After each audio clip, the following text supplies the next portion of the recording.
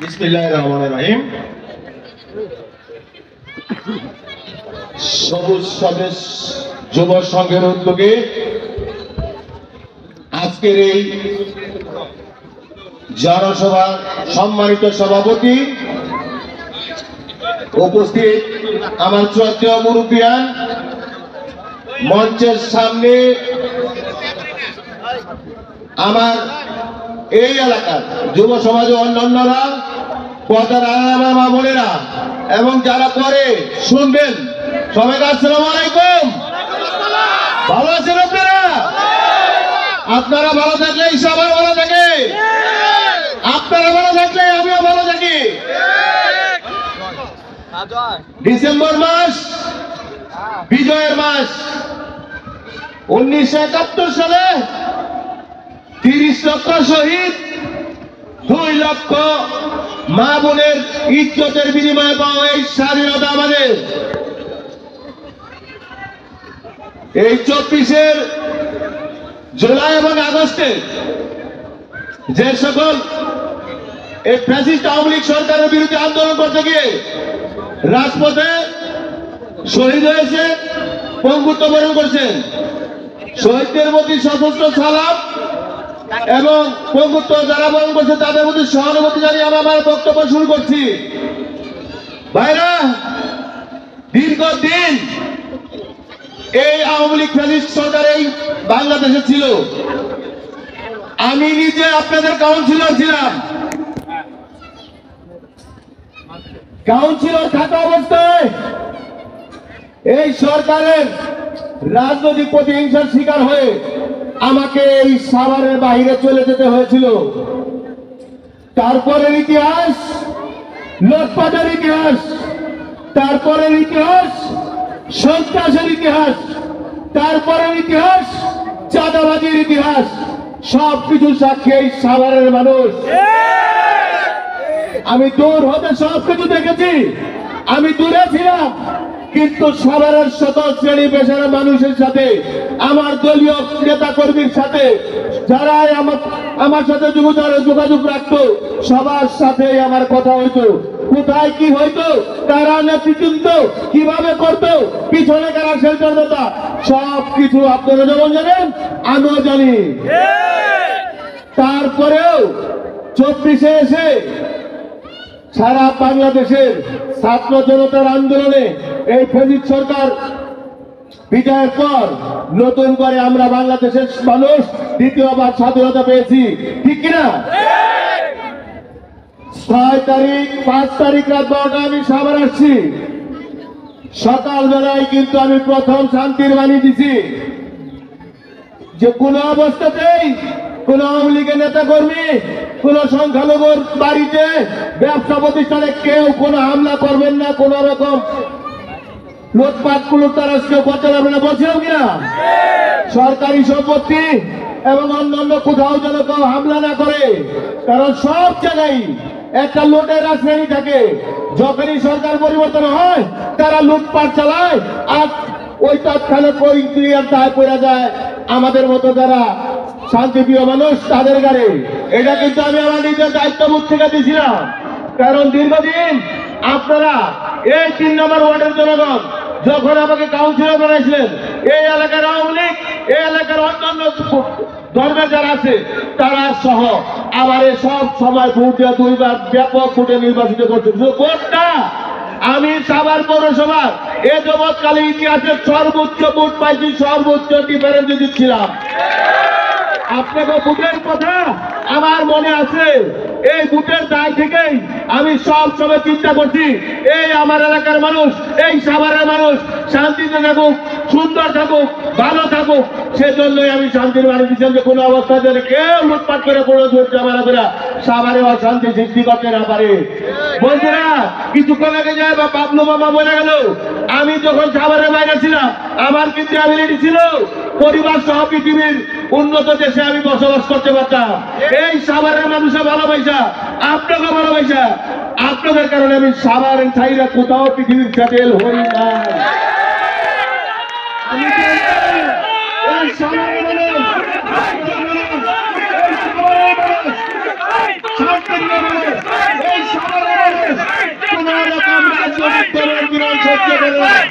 আমার প্রতি যতই রাজনৈতিক দমন চালাচ্ছে ততই সাধারণ মানুষ আমার ভালোবাসে বুকে টেনে আনিছে, ততই তাদের কাছে আমি জনপ্রিয় হয়ে গেছি।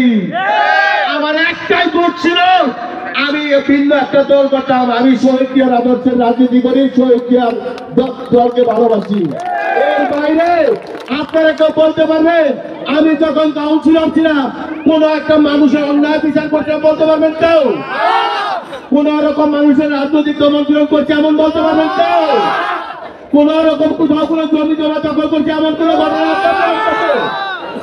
আমার দোষ আমি বিএনপি করতাম, আমার দোষ আমি আওয়ামী লীগের সাথে লিয়াজো করি না। এই দুইটা দোষের কারণে আমার সাভার ছাড়তে হচ্ছিল, কিন্তু আমি সাভার ছাড়লো আমার সাভারের মানুষের যোগাযোগ ছিল। আমি জানতাম এই ফ্যাসিস্টের দিন পতন হবে। আমি যখন সাভার যাব এই সাভারের গণমানুষ আমার ঠিকই আর তাদের বুকের মাঝে আমার ঠাঁই দেবে। বহু চড়াই উত্তরায় পার হয়ে আজকে মঞ্চে দাঁড়াইছি। আমি যখন বাইরে ছিলাম তখন সাভারের জন্য আমার মনপ্রাণ কাঁপত। সাভারের যে নির্যাতন হচ্ছে, যে সমস্যা গেছে আপনারা দেখছেন না। আমি আমার বাবা মারা গেছে, মা মারা গেছে, আমি কিন্তু জানাল দেওয়া পারি নাই। বাবার জন্য একটা দোয়া মাহফিল করছিলাম, এই মঞ্চের অনেক হিসেবে এখানে ছিল। তারা কিন্তু খাবার টেবিল থেকে পুলিশ কিন্তু তাকে ধরে নিয়ে গেছে, অত্যাচার করেছে। খাবারের যত খাবারই ছিল খাবার ব্যাগগুলো সুদ্ধা তারা লুটপাট করে নিয়ে গেছে, আমার বাড়ি ঘরে ভাঙ্গা ফেলাইছে। আমারে কিন্তু মনোবল নষ্ট করতে পারে না, আমারে কিন্তু দমাইতে পারে নাই। আমি জানতাম সাভারের মানুষ আমারে ভালোবাসে, সেজন্যই আমি চিন্তা করছি যখনই সাভার যাব এই সাভার কোটার একটা পরিবর্তন করে দিয়ে দেবো। তার জন্য আপনাকে সমর্থন দরকার। আমার ধর্ম পরিচয় যাই থাক, আমার রাজনৈতিক পরিচয় যাই থাক, আপনারা আপনাদের জায়গা থেকে একবার আমার এই সাভার পৌরসভায় বসায় দেখে। আমি আপনাদের কথা দিই,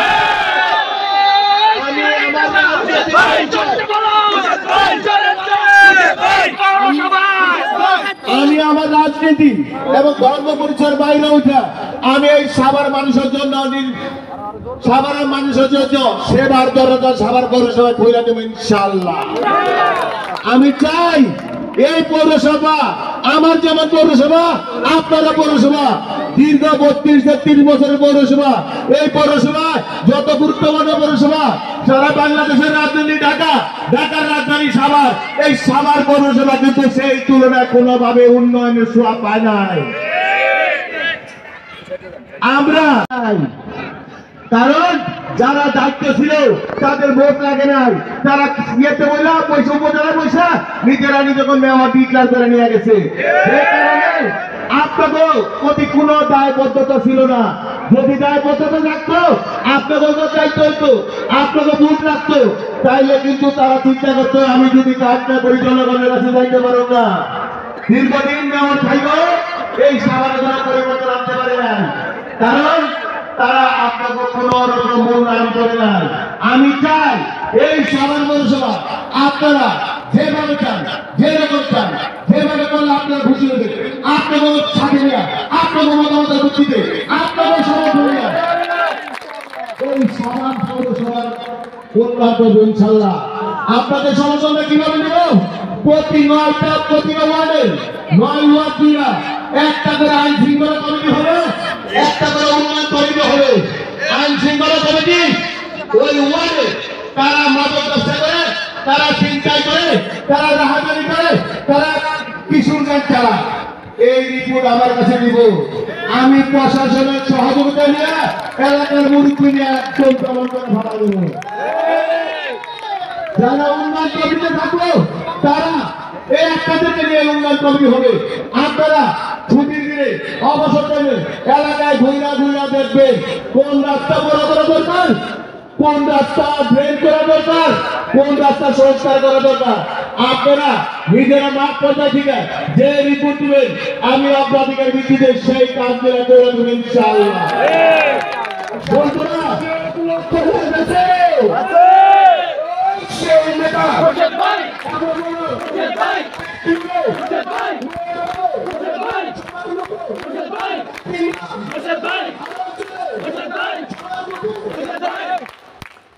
এই সাভার পৌরসভায় বর্তমানে দুইটা সমস্যা, খুব মারাত্মক সমস্যা। একটা হলো মাদক, একটা হলো কিশোর গ্যাং। 3 নম্বর সমস্যা হলো ছিনতাই। আমি নিয়োগ করছি এবং কার্যক্রম করতেছি এই সাভারের সমস্ত মাদকদ্রব্য বিক্রেতা আমি সাভারকে উচ্ছেদ করে দেব। এই মাদক থেকে ছিনতাই, মাদক থেকে কিশোর গ্যাং, প্রতিটা এলাকায় একটা করে মাদকের স্পট হইয়া এমন পর্যায়ে চলে গেছে কিছু ইয়াং কুলাপান নেশার কারণে এই মাদকাসক্ত হইয়া যখন নেশার টাকা না পায় তখন ঘরে চুরি করে বাপ্পার কাছে চায়, যখন ঘরে চুরি করতে পারে না, বাপ্পার কাছে টাকা নিতে পারে না, তখন বন্ধু মাইলা রাস্তায় নেমে চিপাচাপাই ছিনতাই করে। আমি যদি মাদকের স্পট উঠাই দেই, মাদক বিক্রেতা যদি সাভার থেকে চলে যেতে তাহলে ছিনতাইও কইমা যাইব, কিশোর গ্যাংও চলে যাইব। অলরেডি এই সাভার থানার ওসিরা নিয়া 1 নম্বর ওয়ার্ডে এইখানে আমরা প্রথম সমাবেশ করছি। এই ওয়ার্ডের কমিটিও করা হচ্ছে। এই 3 নম্বর ওয়ার্ডে, এই ওয়ার্ডের ব্যবসায়ী, গণ্যমান্য ব্যক্তি, শিক্ষক, সাংবাদিক এবং সাধারণ মানুষ যারা আছে তাদেরকে নিয়ে আমি নিজে একটা কমিটি করে থানায় জমা দিছি। থানা ওদের অ্যাপ্রুভ করে দিচ্ছে। আগামীতে এই 3 নম্বর ওয়ার্ডে আমরা আইন শৃঙ্খলার কমিটি করব। এই এলাকায় কারা কারা লুটপাট করে, কারা ঝামেলা করে, কারা ছিনতাই করে, কারা কিশোর গাছগুলি লিড দেয়, সব কিছুই কিন্তু আমরা একদম দমন করে দেবো। আমি আপনাকে এই এলাকার মানুষ যারা আছেন তাদেরকে একটা ঘোষণা দিতে চাই। এই এলাকায় যাদের সন্তান মাদকাসক্ত, টাকার অভাবে চিকিৎসা করাতে পারেন না, আপনাকে আমি বলে গেলাম আমার কাছে নিয়ে আসেন। যত টাকা লাগে, যত দিন সময় লাগে, 1 মাস লাগুক, 2 মাস লাগুক, 3 মাস লাগুক, আমি রিহাবে ভর্তি করে আমার টাকা দিয়া আপনার সন্তানের চিকিৎসা করে সুস্থ করে আমি আপনার বাড়িতে ফেরাই দিতে চাই। তারপরেও সাভারে কোনো মাদক থাকবো না, ছিনতাইকারী থাকবো না ইনশাআল্লাহ। আমি চাই এই সাভার পৌরসভার মানুষ শান্তিতে থাকুক। তারা ঘর হতে বের হয়ে সকালে যেখানে যাক, চাকরিতে যাক, ব্যবসা প্রতিষ্ঠানে যাক, অন্য যে কোনো কারণে যাক, দিনে হোক রাতে হোক, রাত 12টা 1টার সময় বাড়িতে ফিরবে, রাস্তায় কোনো ছিনতাইকারী চলবে না। এই সাভারে আপনি জমি কিনবেন, আপনার জমি কিনে আপনি বাড়ি করবেন, 1 টাকা কাগজ চাঁদা দিবেন, তাই আমি যাবেন। আপনাদের এখন কাজ, আপনাদের আত্মীয়স্বজন, পরিচিত জন, বন্ধু বান্ধব, দেশের মানুষ, আপনাদের সার্কেলে যাদের সম্পর্ক আছে তাদের কাছে একটা বার্তা পাঠায় দেন যে 3 নম্বর ওয়ার্ডের সাবেক কাউন্সিলর মোর্শেদ আলম এবার আমাদের মেয়র প্রার্থী। যে মানুষ আপনাদের পক্ষ কথা কর, আপনাদের কথা চিন্তা করে, আপনাদের জন্য কাজ করতে চান, আপনাদের সাথে নিয়ে কাজ করতে চান, আপনারা যেমন পৌরসভাকে দেখতে চান তেমন একটা সাভার পৌরসভা করতে চান।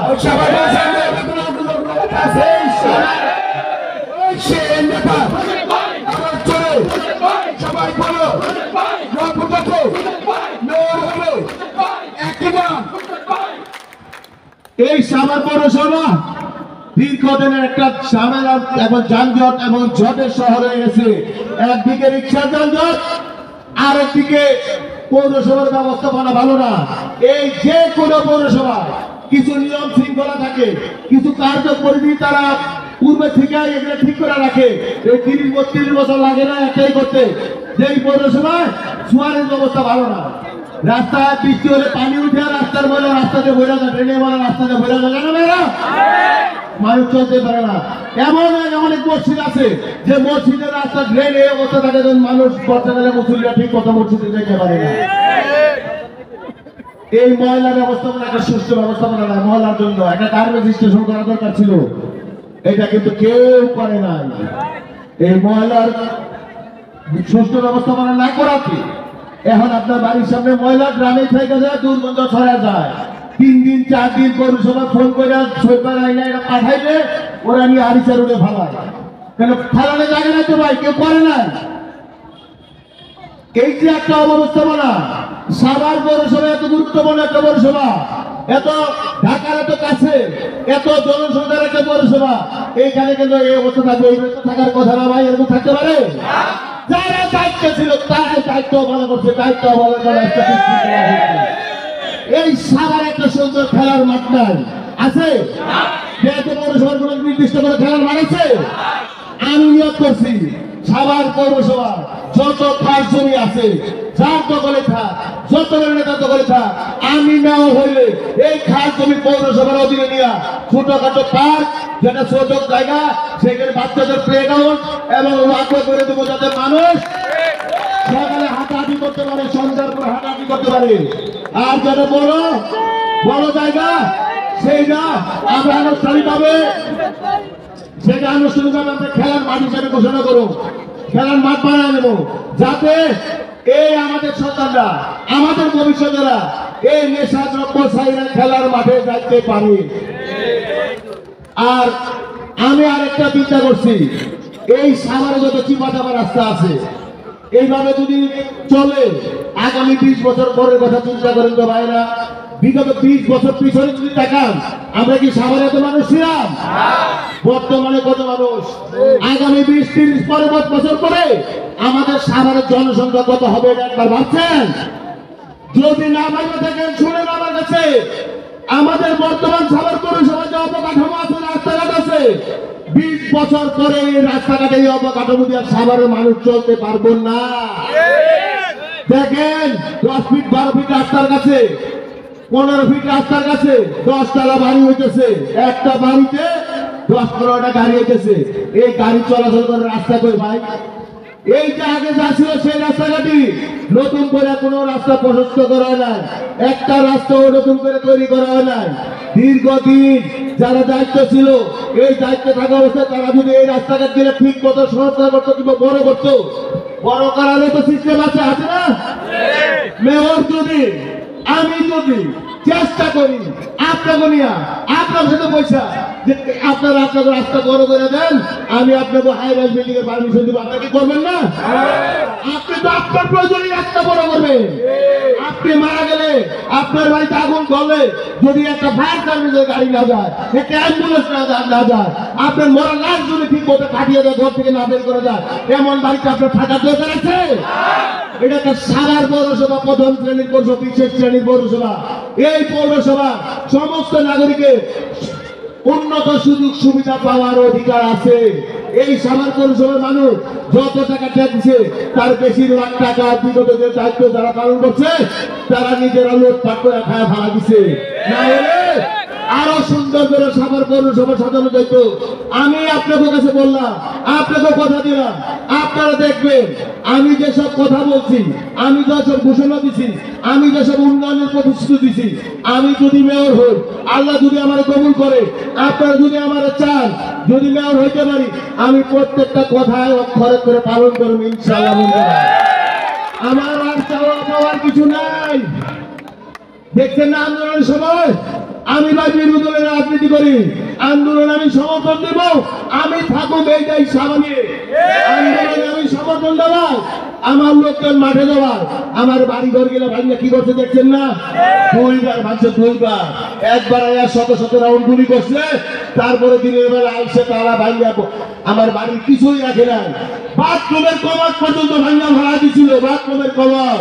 এই সাভার কিন্তু এমন ছিল না, রাজনৈতিক হানাহানি যাই হয়েছে, বিএনপি কোনোদিন আওয়ামী লীগের বাড়িতে, আওয়ামী লীগ কোনোদিন বিএনপির বাড়িতে কিন্তু হামলা করে নাই। কিন্তু বিগত থেকে চন্দ্রের সময় এই আওয়ামী লীগকে শিখাই দিয়ে গেল যে বিরোধী দলের খালি নেতাকে মামলা দিয়ে দেশ ছাড়া করলে না, তাকে ব্যবসা প্রতিষ্ঠান নেওয়া লাগবো, বাড়ি ঘরে ভাঙ্গা ভাড়া দিতে হইব। এইরকম ঘৃণিত কাজ যাতে আর সাভার না হয়। আমি যদি মেয়র হই, এই সাভারে আমি বলছি দল মত ধর্ম বর্ণের উপরে উঠে আমি সাভার পৌরসভার মানুষের সেবার দ্বার খুলে দিতে চাই। আমি চাই সাভারের মানুষ, সাভারের মানুষ শান্তিপ্রিয় মানুষ, তারা কোনো হানাহানি চায় না, তারা কোনোভাবে রাজনৈতিক দমন পীড়ন চায় না। আমি আপনাকে কথা দিলাম, আমি কোনোদিনও রাজনৈতিক কারণে কোনো দমন পীড়নে যাব না বন্ধুরা। আমি কষ্ট করছি, আমি জানি দমন পীড়ন কি জিনিস। আমার জায়গায় অন্য কোনো মানুষ হলে এই দেহ নিয়ে আর বাঁচা থাকা লাগতো না, হয় পাগল হয়ে যেত, নাহলে স্ট্রোক করে মরে যেত। আমার প্রতি আপনাকে দোয়া ছিল, আপনাকে ভালোবাসা ছিল, আমি আপনাকে ভালোবাসা পাই, আপনাকে দোয়ার কারণে এখন জীবিত আছি। নাহলে যে অত্যাচার, যে নির্যাতন আমার উপর দিয়ে গেছে, এই অবস্থায় একজন মানুষ সুস্থ থাকতে পারে না। সব শেষে বন্ধুগণ, আপনারা একটু হাত তুলে দেখেন, আমার জন্য কাজ করবেন, আপনারা কাজ করবেন। এই সাভারের মানুষের জন্য আমি বাকি জীবন আমার বললাম তো কাজ করতে চাই। আমি আপনাকে ভোটে নির্বাচিত হইলে, মেয়র হইলে আপনাকে সাথে নিয়ে, আপনাকে চিন্তা ভাবনার সাথে মিল রেখেন আমি সাভার পৌরসভারে যেভাবে গঠন করলে আপনারা খুশি হন, যেভাবে গঠন করলে আপনারা আনন্দিত হইবেন, আপনাকে মতামত থাকবো, ঠিক সেইভাবে গঠন করতে চাই, গড়ে তুলতে চাই। ধন্যবাদ বন্ধুরা, ভালো থাকবেন। আসসালামু আলাইকুম।